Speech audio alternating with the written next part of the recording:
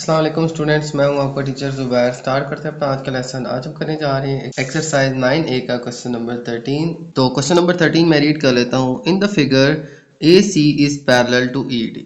तो हमें जो है ये फिगर गिवन है, ठीक है, जिसके अंदर AC पैरेलल है ED के। AC, ठीक है, ये वाली जो लाइन है ये पैरेलल है ED के, ठीक है। ये दो लाइंस जो हैं यहाँ से यहाँ तक AC और ED ये दोनों आपस में पैरेलल है। इसी तरह से आगे कहा गया है कि and BE parallel to CD, और फिर BE पैरेलल है CD के। BE पैरेलल है CD के, ये लाइन जो है ये इसके पैरेलल है। ये हमें क्वेश्चन में गिवन है। Find DFE and BDC। तो हमने DFE, देखें DFE ये वाला एंगल, ठीक है, और इसके अलावा BDC ये वाला एंगल हमने फाइंड करना है, ठीक है। तो ये और ये दो एंगल जो हैं ये अननोन एंगल्स हमने फाइंड करने हैं इस फिगर के अंदर, ठीक है। तो स्टार्ट करते हैं इस क्वेश्चन को। तो सबसे पहले हम फाइंड करते हैं एंगल DFE।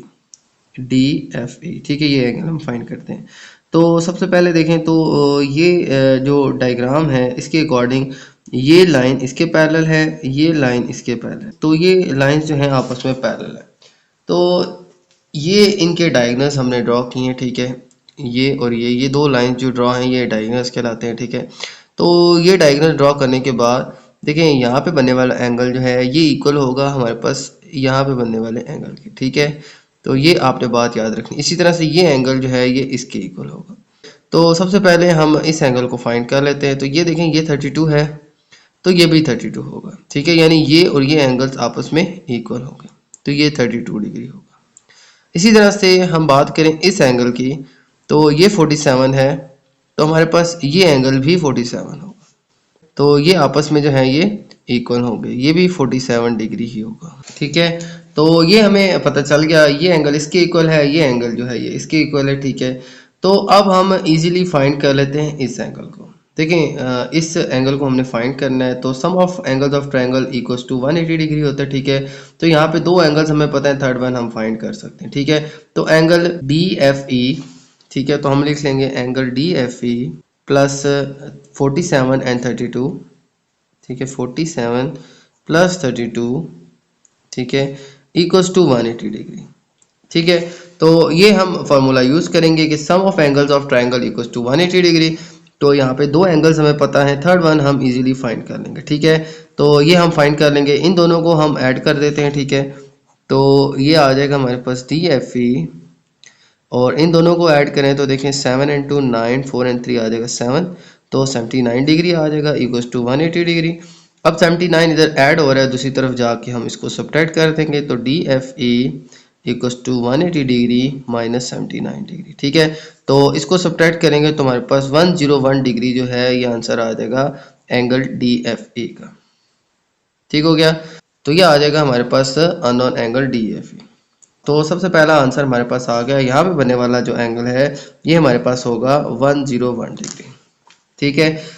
ओके, तो देखें अगर ये एंगल जो है ये 101 डिग्री है तो यहाँ पे बनने वाला एंगल भी हमारे पास 101 ही होगा। तो ये दोनों आपस में इक्वल है, ठीक है, क्योंकि ये आपस में वर्टिकली ऑपोजिट एंगल होगा, ठीक है।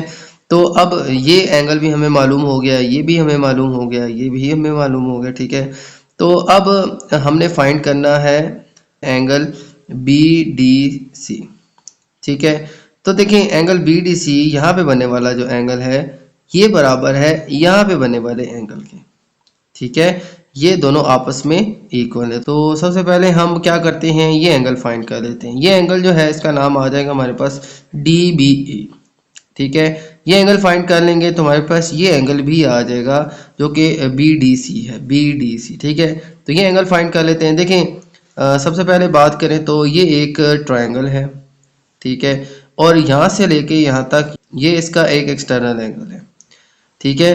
तो ये एक एक्सटर्नल एंगल बन रहा है और ये इसके दो ऑपोजिट इंटरनल एंगल बन रहे हैं, ठीक है। तो हमने पढ़ा था कि sum of opposite internal angles equals to external angle. तो ये जो एक्सटर्नल एंगल है यहाँ से लेके यहाँ तक बनने वाला, ठीक है, अगर हम सिर्फ इस ट्रायंगल की बात करें तो ये इसका एक्सटर्नल एंगल होगा। ये जो है ये इक्वल होगा हमारे पास इन दोनों एंगल्स के सम के बराबर, ठीक है। तो इसके लिए इक्वेशन हम यूँ लिख लेंगे कि 106 प्लस आ जाएगा हमारे पास एंगल DBE, ठीक है, DBE equals to opposite interior angles, ठीक है। ऑपोजिट इंटीरियर एंगल कौन से हैं, 101 एंड 47, इन दोनों को हम ऐड कर लेंगे तो 101 प्लस 47। तो ये इक्वेशन हम लिख लेंगे कि ये जो एक्सटीरियर एंगल है ये इक्वल है इन दो इंटरनल ऑपोजिट एंगल्स के सम के बराबर, ठीक है। तो ये दो इंटरनल एंगल थे, इनको ऐड अप कर देंगे, ये बराबर आ जाएगा यहाँ से यहाँ पे बनने वाला एक्सटर्नल एंगल, ठीक है।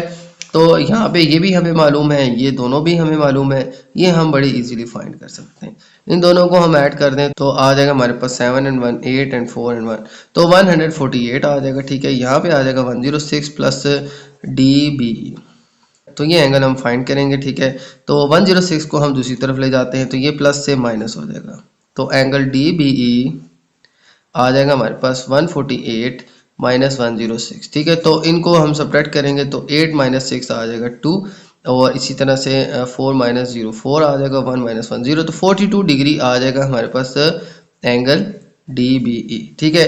तो एंगल DBE ये जो एंगल है ये हमारे पास अगर 42 है तो यहाँ पे बनने वाला एंगल भी हमारे पास 42 होगा, ठीक है। तो इस एंगल की भी वैल्यू आ जाएगी BDC इक्वल्स टू 42 डिग्री, ठीक है, क्योंकि हमारे पास ये एंगल जो है ये इस एंगल के इक्वल है, जो इस एंगल की वैल्यू होगी यही हमारे पास इस एंगल की वैल्यू भी आ जाएगी, ठीक है। तो इस तरह से स्टूडेंट्स हम इन दोनों एंगल्स को बड़े इजीली फाइंड कर सकते हैं, ठीक है। ओके, तो ये था स्टूडेंट हमारा क्वेश्चन नंबर 13। उम्मीद है आपको ये क्वेश्चन समझ आया होगा। तो मेरी वीडियो अच्छी लगे तो मेरी वीडियो को लाइक कर दीजिएगा, मेरे चैनल को सब्सक्राइब कर दीजिएगा और ये वीडियो अपने बाकी दोस्तों के साथ भी शेयर कर दीजिएगा। इजाज़त चाहते हैं आपसे, अल्लाह हाफिज़।